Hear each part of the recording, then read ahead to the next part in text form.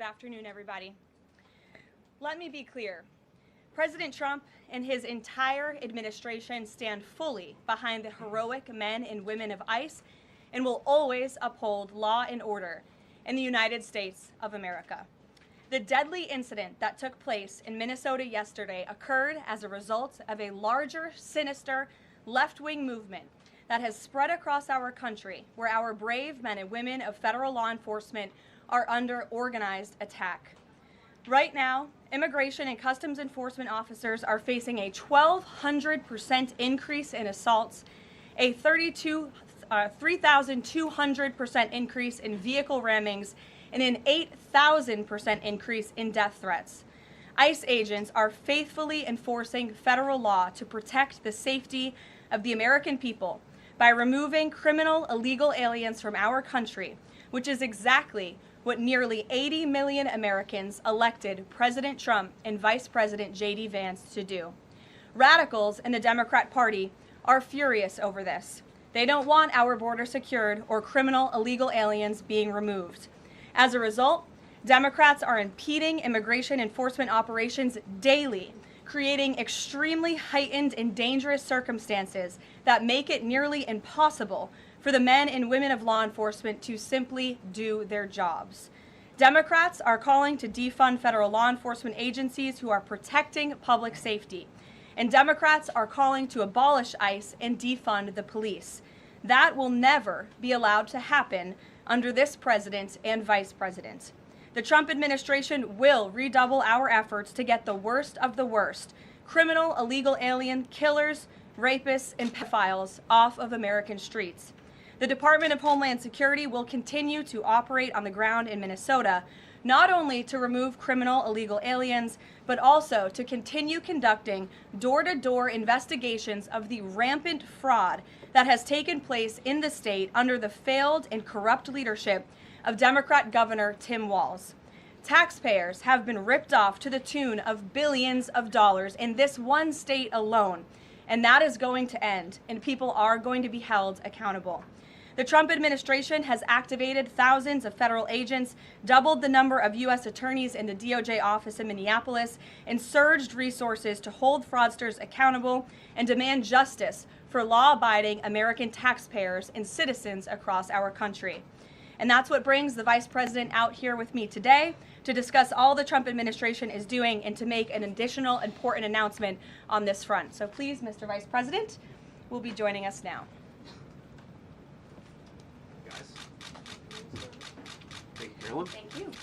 Great. Well, good afternoon, everybody. And I want to echo some of what Carolyn said about what we're doing to combat the rampant fraud that exists in our immigration system, thanks to failed politicians and thanks to people who allowed the American taxpayer to be taken advantage of for far too long.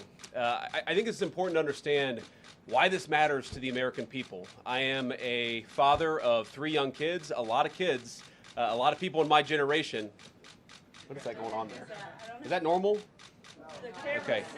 CNN installed this broken camera just to throw me off my game, but it's not going to work. So here's the simple fact here. If you're a young parent struggling to afford childcare in the United States of America, there are programs that we have to make it easier for your kids to get in daycare, for your kids to get in preschool. Those programs should go to American citizens, not be defrauded by Somali immigrants and others. Make it hard for you to get the access to the resources you need. But number 2, making it easier for people who shouldn't even be in this country to fleece the United States and our taxpayers to begin with. We have actually activated a major interagency task force to make it possible to get to the heart of this fraud. We have Department of Agriculture resources that are focused on SNAP fraud so that people who need food benefits can get them, but illegal aliens and other fraudsters don't. We have over 1,500 subpoenas that the Department of Justice has issued to get to the heart of the fraud ring. We've done almost 100 indictments, mostly Somali immigrants, but also a few others. And of course, we're looking in with broad investigatory authority to a number of the instances of wrongdoing that we've seen in Minneapolis. But we also want to expand this. We know that the fraud isn't just happening in Minneapolis, it's also happening in states like Ohio. It's happening in states like California. And so what we're doing in order to help coordinate this remarkable interagency effort from the Trump administration, but also to make sure that we prosecute the bad guys and do it as swiftly and efficiently as possible, is we are creating a new Assistant Attorney General position who will have nationwide jurisdiction over the issue of fraud. Now, of course, that person's efforts will start and focus primarily in Minnesota, but it is going to be a nationwide effort because, unfortunately, the American people have been defrauded in a very nationwide way. I want to thank a couple of people for their cooperation, in particular Pam Bondi, our Attorney General, first of all, for getting a lot of resources to Minneapolis to start to investigate and prosecute this fraud, really at an industrial scale. We've never seen fraud like this in the history of our country. Pam has been doing a great job to get the resources there to uncover it, but importantly, creating a job like this often takes months, sometimes even longer. When we realized that we needed this Associate Attorney General position, Pam got this person up and running in about a week. We're going to make the nomination hopefully in the next few days. We'll obviously let you guys know who that is when we do it. I've talked to Senate Majority Leader John Thune, who has promised me swift confirmation for this official, but this is the person who is going to make sure that we stop defrauding the American people. And here's one final thing I'll say about this.